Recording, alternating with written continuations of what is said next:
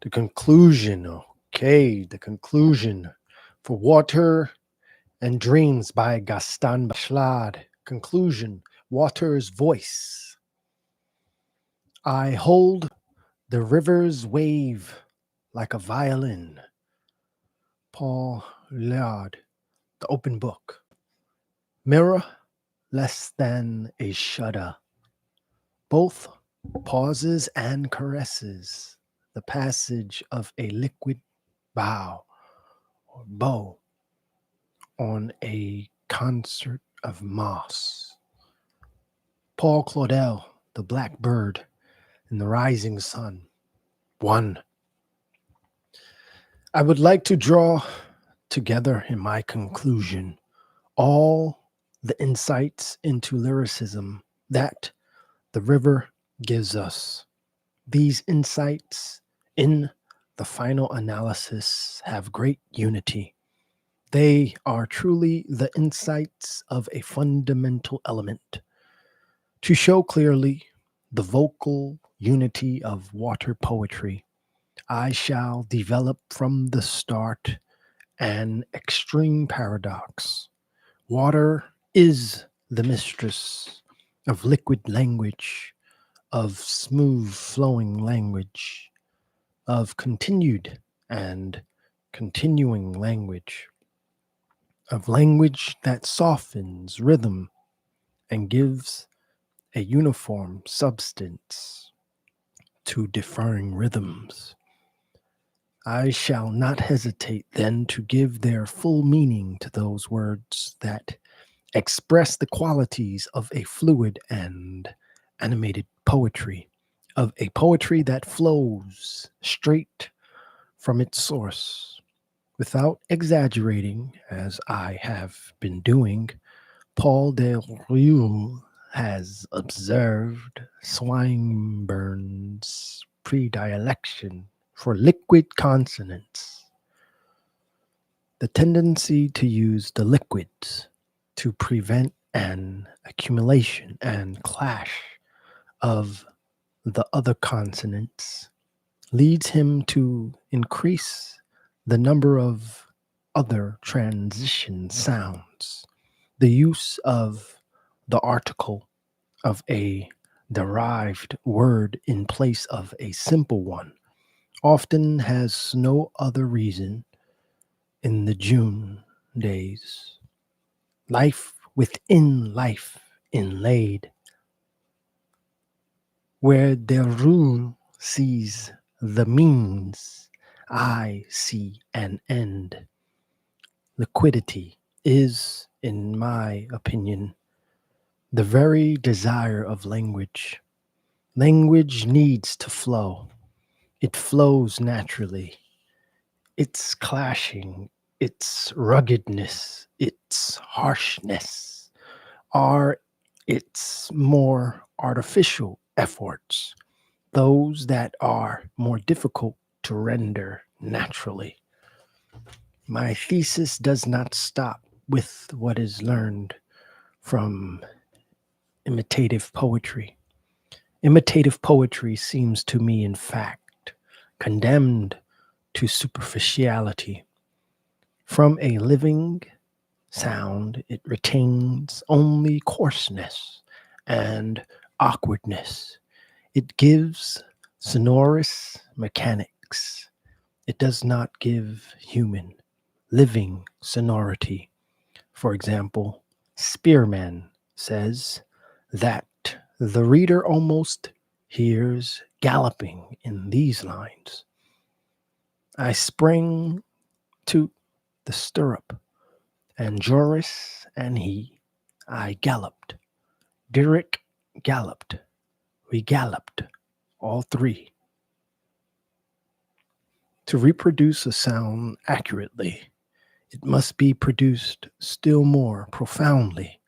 The poet must live out the will to produce it.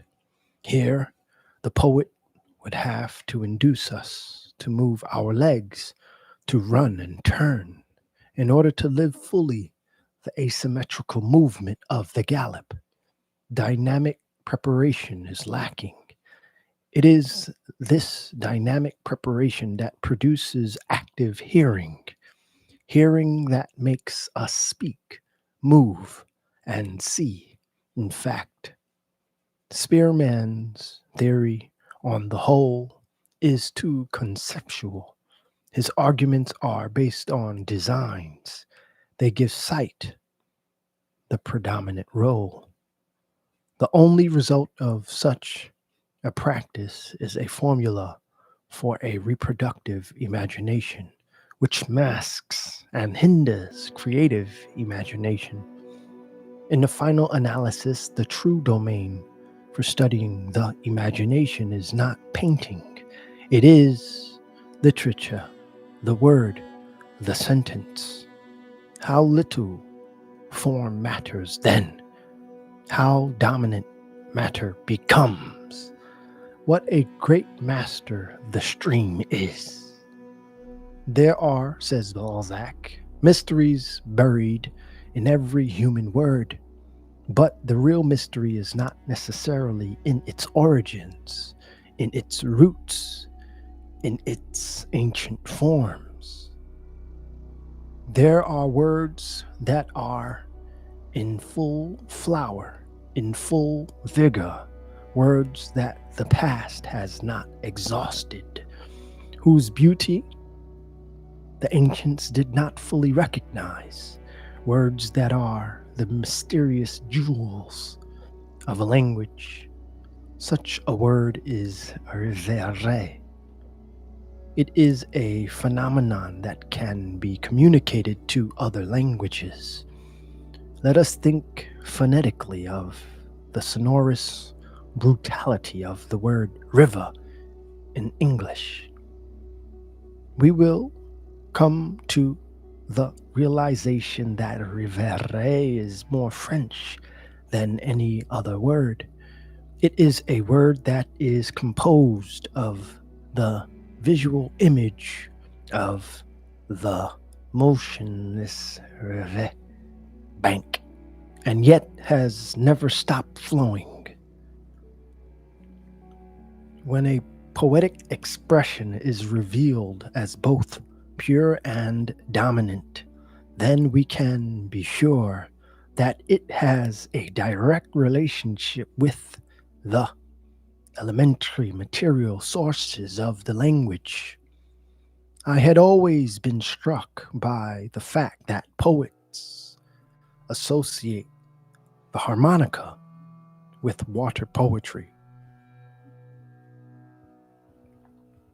The gentle blind woman of Jean Paul's Titan plays the harmonica. In Pakal, Tieck's hero plays on the edge of a cup as on a harmonica. And I wondered what attraction caused the musical glass of water to be wondered.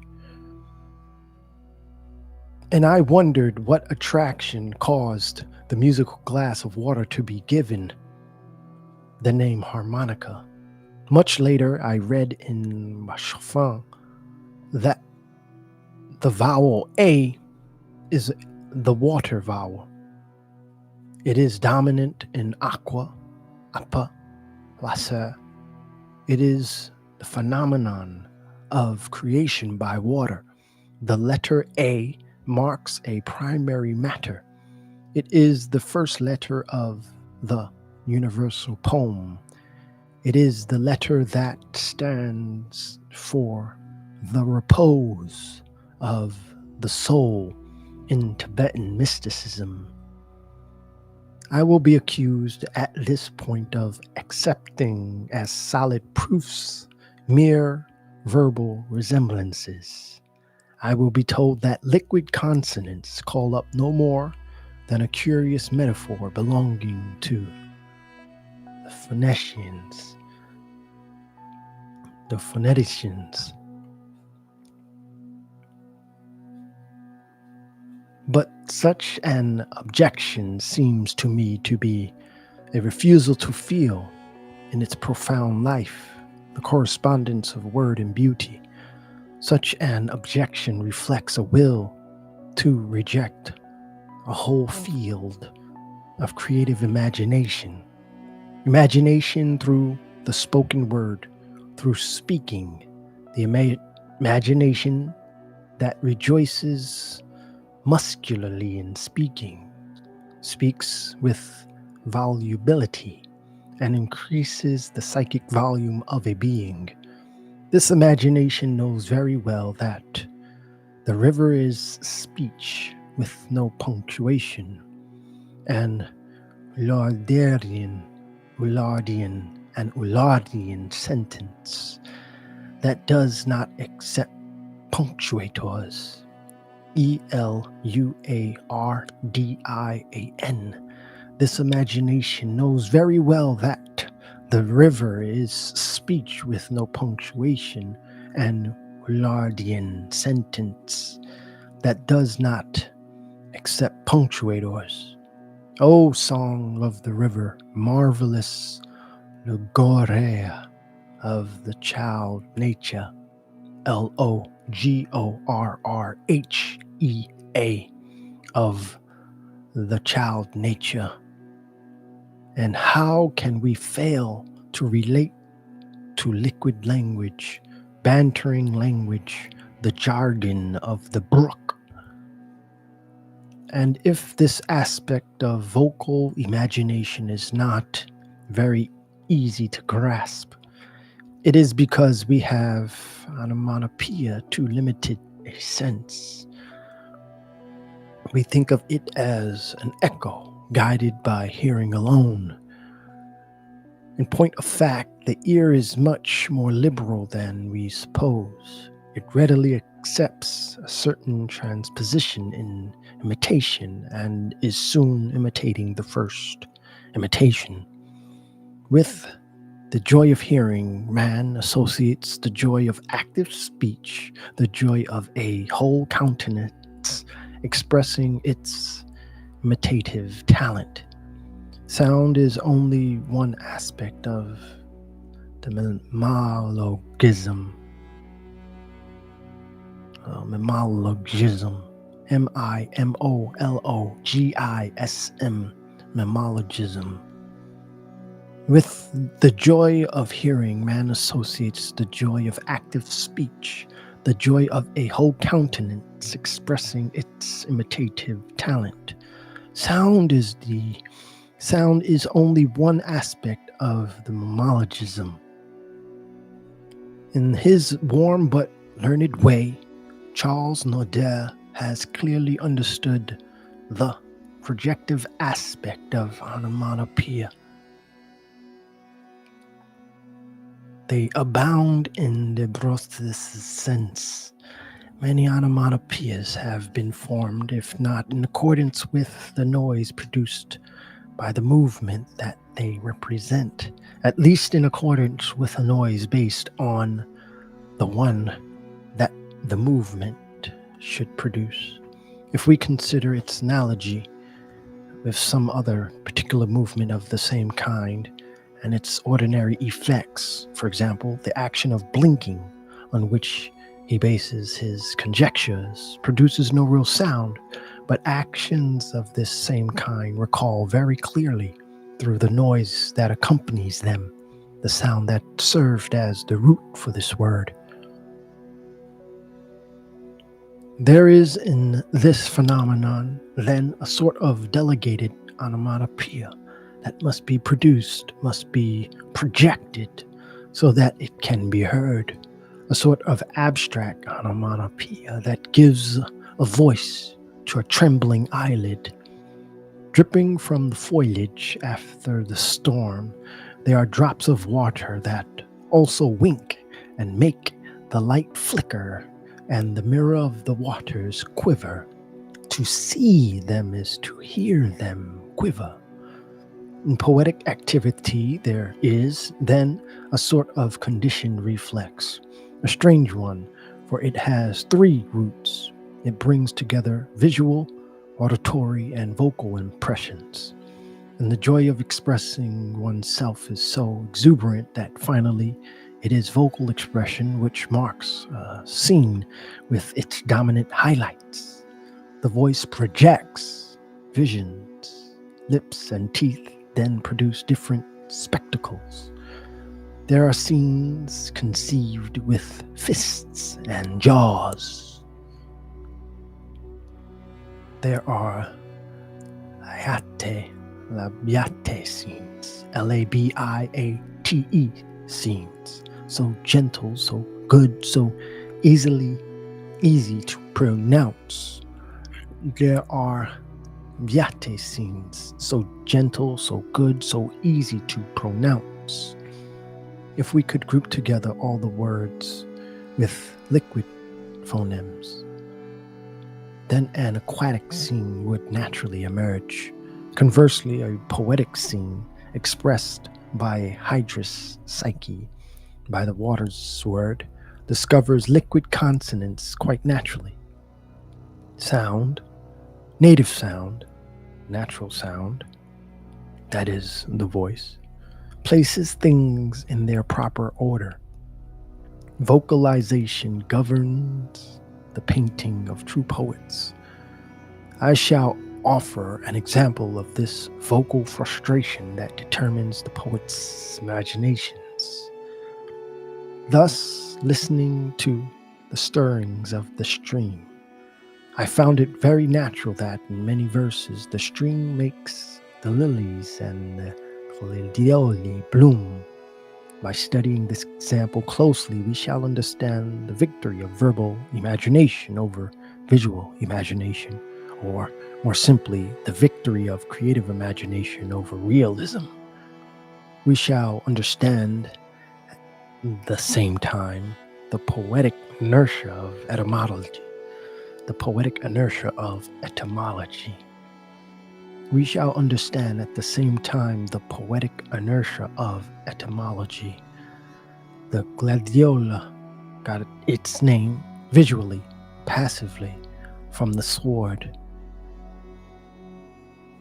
It is a sword that no one takes in hand, that does not cut, with a blade whose point is so fine, so well designed, but so fragile, that it does not prick.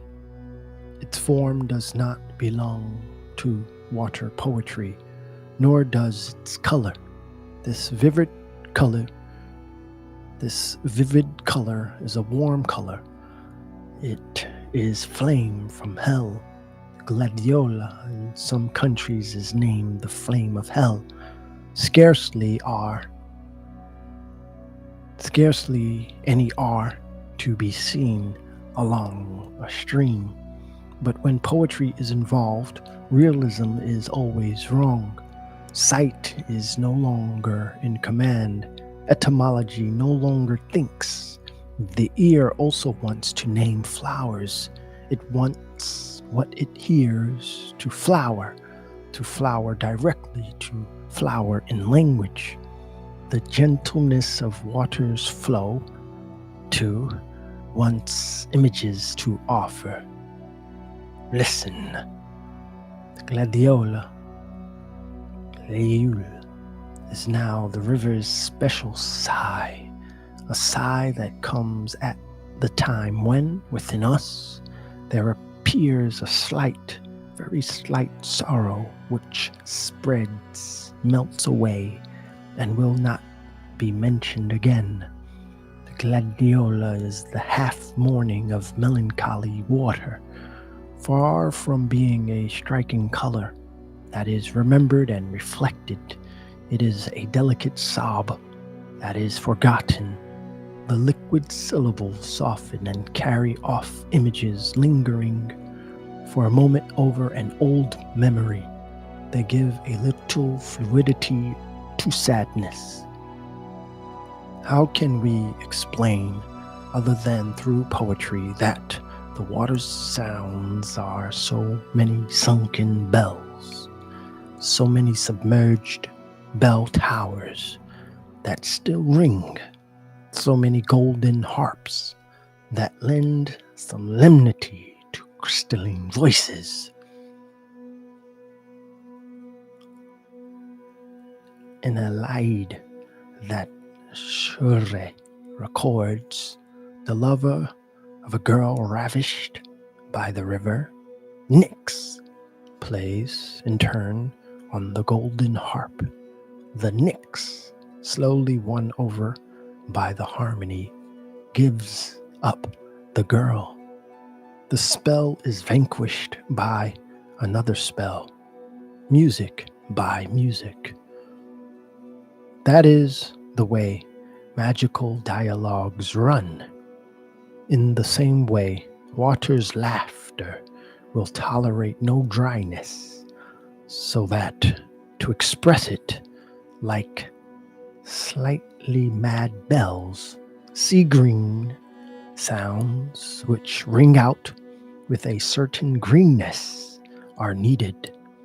The frog, Gladiola, is already in true phonetics, which is imagined phonetics, a water animal.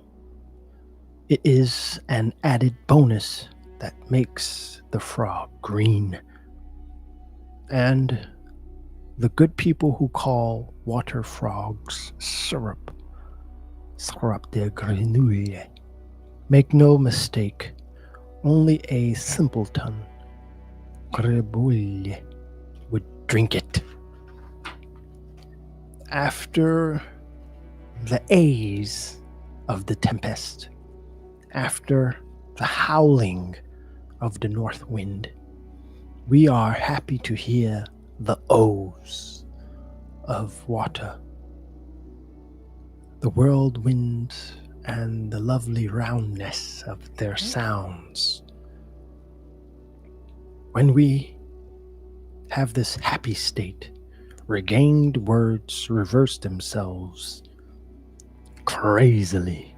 The stream laughs, and the laughter streams.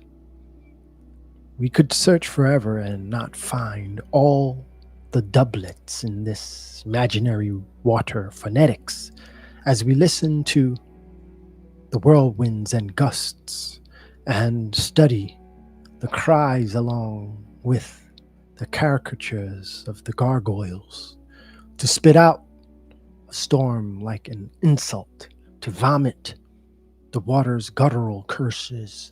A gutter would have to be given in monstrous forms, huge-mouthed, thick-lipped, horned, and gaping. The gargoyle jokes endlessly with the downpour. It was a sound before being an image, or at the least a sound that instantly found an image in the stone. In sorrow and in joy, in its tumult and in its peace, in its jokes and complaints, the spring is truly, as Paul Fort says, the Word made water. Hearing all its sounds, so beautiful, so simple, so fresh, seems to make our mouths water. Must we really quiet all the happiness that comes of a moistened tongue? How can we understand, then, certain formula which call forth the inner depth of dampness? For example, in 2 lines, a hymn of the Rig Veda associates the sea and the tongue. Indra's breast, thirsty for soma, must always be full of it. As the sea is always filled with water, so the tongue is endlessly moistened by saliva. Liquidity is a principle of language. Language must be filled with water. As soon as we are able to talk, then, as Tristan Tzarza says, a cloud of impetuous rivers fills the dry mouth. Nor is there any great poetry without long intervals of relaxation and leisure, nor any great poems without silence. Water is also a model of calm and silence. Dormant and silent water adds two scenes, as Claudel puts it, lakes of song. Near it, poetic gravity deepens. The water lives as a great materialized silence. It is near Milisande's fountain that Pelléas murmurs. There is always an extraordinary silence.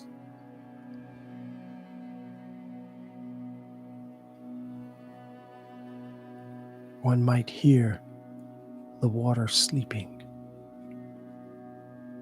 It seems that to understand silence thoroughly, our soul needs to see something that is silent. To be assured of repose, it needs to feel near it a great natural being asleep. Maternalinic worked at the borderline between poetry and silence, with a minimum of voice and the sonority of dormant water. Maeterlinck worked at the borderline between poetry and silence, with a minimum of voice and the sonority of dormant water. 2. Water also has indirect voices. Nature resounds with ontological echoes. Creatures answer each other by imitating elementary voices. Of all the elements, water is the most faithful mirror of voices. The blackbird, for example, sings like a cascade of pure water. In his great novel, Wolf Thaliant,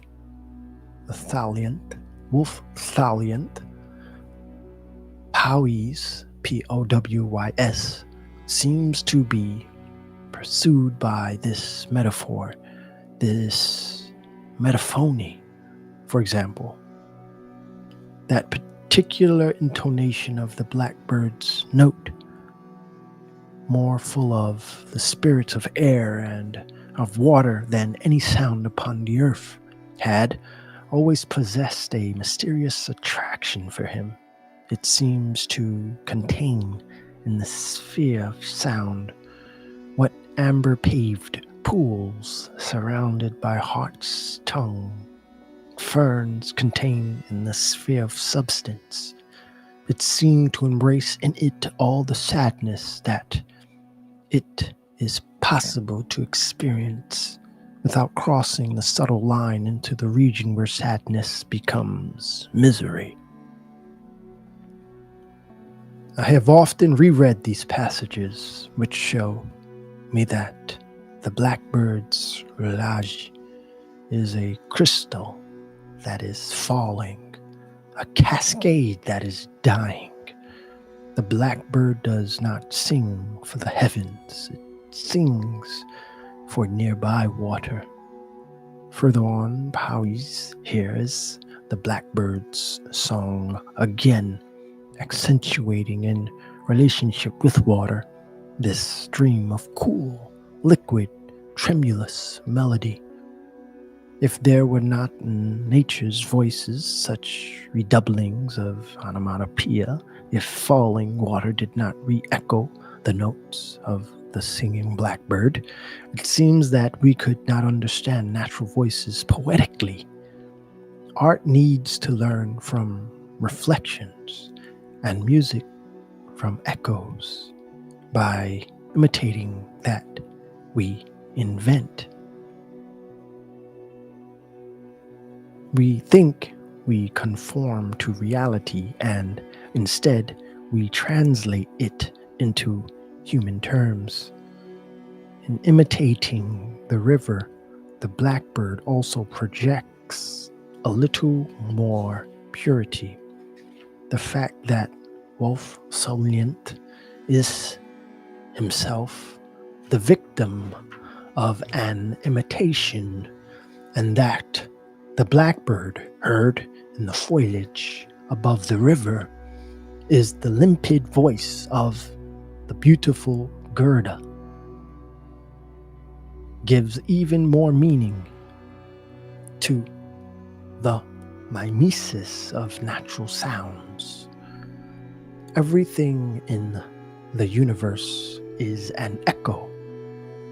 If the birds, in the opinion of certain dreaming linguists, are the first creators of sound who inspired men, they themselves imitated nature's voices. Quinet, who listened for so long to the voice of Bourgogne and Bressy, discovers the lapping on the shores in the nasal cry of aquatic birds, the frogs croaking in the brook Oiselle, the whistling of the reed in the bullfind, the cry of the tempest in the frigate bird. Where did the night birds borrow the trembling, thrilling sounds which seem the repercussion of a subterranean echo in old ruins?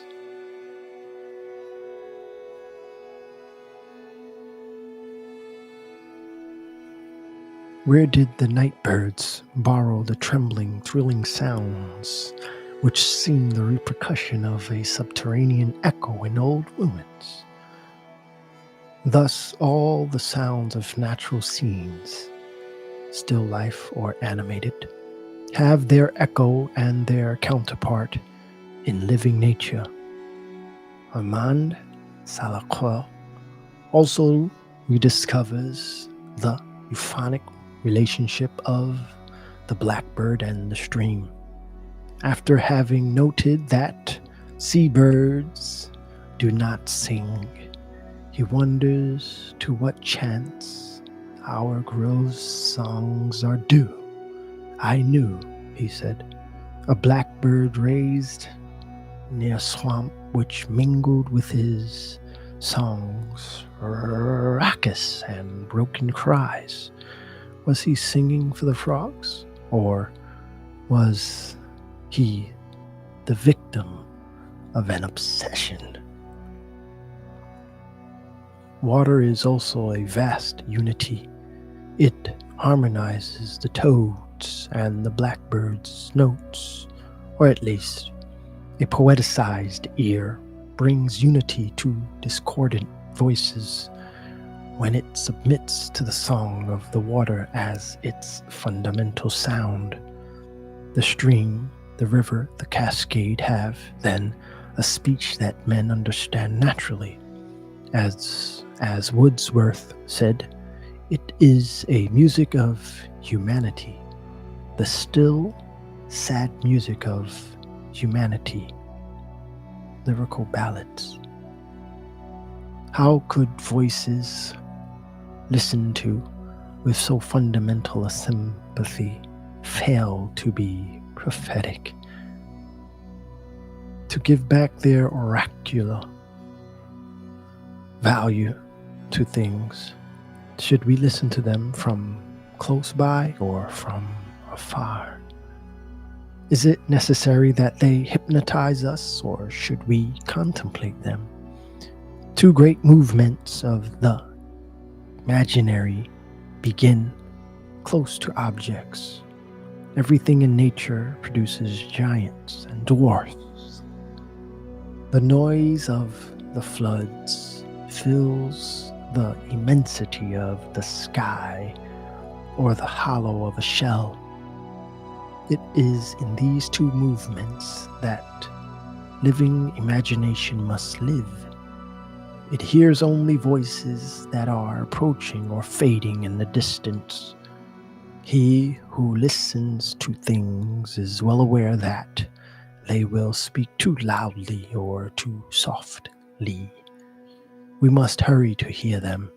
Already the cascade shatters or the stream stammers. The imagination is a sound effects man. It must amplify or soften.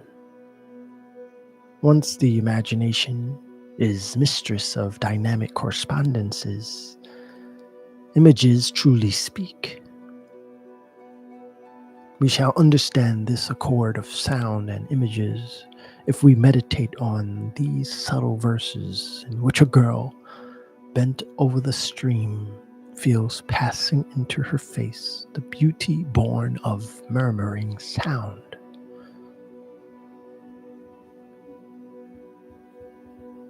Beauty born of murmuring sound shall pass into her face. These correspondences between images and speech are the truly salutary ones. The consolation of a painful, disturbed, emptied psyche will be helped along by the coolness of the stream or river.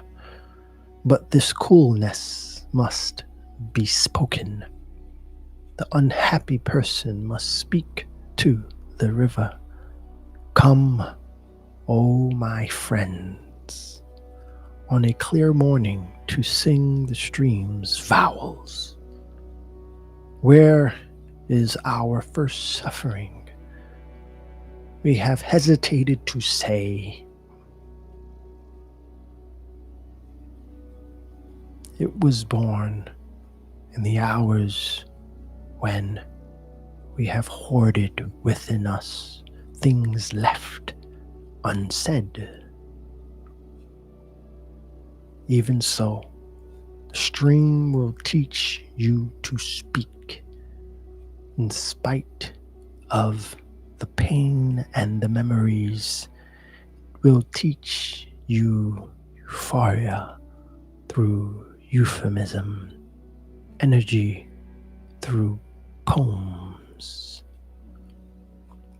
Not a moment will pass without repeating some lovely round word that rolls over the stones. Dijon, August 23rd, 1941.